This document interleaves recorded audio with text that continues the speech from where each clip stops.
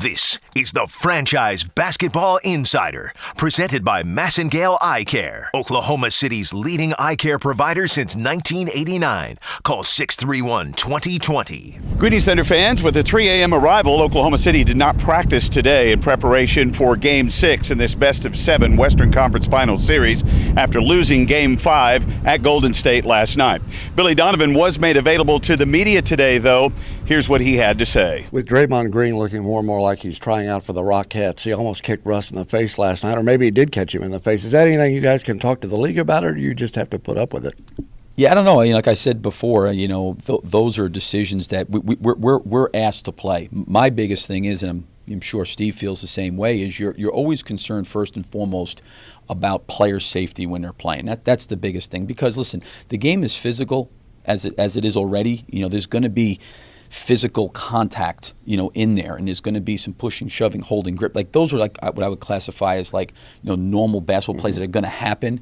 But it's the league's responsibility to look at those things that they deem to be maybe non-basketball plays. So for us, whatever they choose to decide of what is or is not, past the point of physical contact, they got to make that decision. For us, we've got to be able to really move to the next play. And I've been really, really pleased and happy with the way our guys have tried to stay focused, and they've tried to concentrate on moving to the next play and not getting into a point of being distracted or retaliating into situations like that. But, again, that's something that the league will have to look at. Billy, home court has looked to play a significant role in this series. Home court looks to have played a significant role in this series, with the exception of Game 1. How important were the crowds here in Games 3 and 4? Well, listen, the crowds there at Oracle have been terrific. The crowds here have been great. It's been great environments to be a part of. But again, the players are going to have to play the game in between the lines. And there were some things that we really need to do better, but I felt like we gave ourselves a chance. We were right there, certainly coming out of the third quarter. The fourth quarter wasn't a great start for us. We got down by double digits. We fought our way back. I thought Kevin had a pretty good look there late to cut it to 3, and I give our guys credit for staying together and battling through against a very, very good team and a very good environment. So, but at the end of the day, we can't rely on that, and I'm sure Golden State doesn't either. You got to play in between the lines. But specifically Games 3 and 4, would you credit the crowd in any way of helping you guys? Well, again, I think for a crowd, it's a great environment. But I think as a player, if you're looking for the crowd to inspire you to do your job, I think you're making a mistake. I've always been a big believer, the performance on the floor creates the crowd. And now our crowd has been great when we've had moments where maybe we haven't played particularly well. They've tried to lift us back up. But as players and as coaches and as our team, I think we're responsible for how we play inside the lines, and we've got to be able to focus on that. Going against this team, role players play better at home in the playoffs. Do you subscribe to that at all? And do you anticipate that some of the guys that maybe had off nights for you, any ancillary roles will rise tomorrow night? I hope so. Again, for us, it's got to be a total team collective effort. I thought last night they got great production from their bench. Their guys stepped up. Spates, knowing him so well, he gave him a huge boost in a very short period of time. Livingston did as well. They got some really good minutes from their bench, and I think throughout the course of this series, our bench has done a very, very good job as well. But I think in a game like this going forward, I'd say that we need all of our guys to be ready and be able to contribute. Billy, the way that they kind of manipulate those off-ball screens with their guards to dive to the rim, flare out for threes, how important is even just footwork and technique amongst your guys and how they guard those situations? Yeah, no, it really is. Understanding, positioning, what's happening. Again, I think all that stuff comes back and starts with communication. If your communication is not good, it's really, really hard to get the technique down. Early communication allows you to, create the technique that you need to play specific screening and cutting actions in a particular way that helps you. So, I think, have done a pretty good job during the series of trying to communicate and defend, and have given very, very good effort.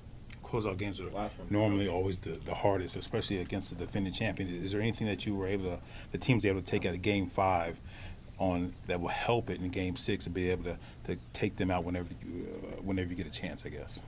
Yeah, I mean, we've got to do things inside this series that are going to be important to playing against this team, and they do a lot of great things. There's a reason they won 73 games this year and broke an NBA record. They have a lot of answers to a lot of different situations on both ends of the floor. So we have to do things at a very, very high level on both ends of the floor. I think we've shown that we've done that throughout the course of the series, and we'll have to go out there and again improve from last night and play, better than we did, in Game 5. Billy, with the exception of that one quarter in Game 2 and last night, obviously, are you pleased with how you guys have defended Steph Curry in this series?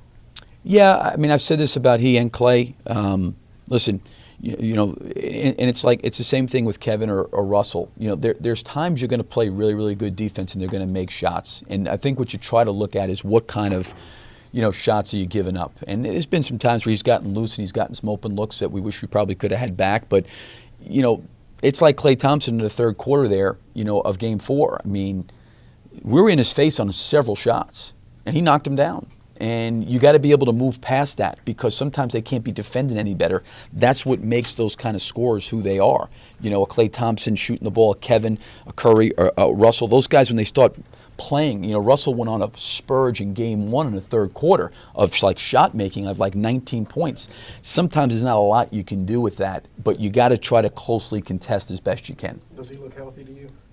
Yeah, I don't know. I would leave that up to them. I mean, obviously we have great respect for him and their team, so we don't. I mean, I'm not looking at it that way at all. All right, that'll do it for this edition of the Franchise Basketball Insider. We get our pregame started at 7 o'clock at Flint Restaurant inside the Colcourt Hotel on Saturday night prior to Game 6, the final home game in this Western Conference Final Series, as Oklahoma City tries to close out the defending champions.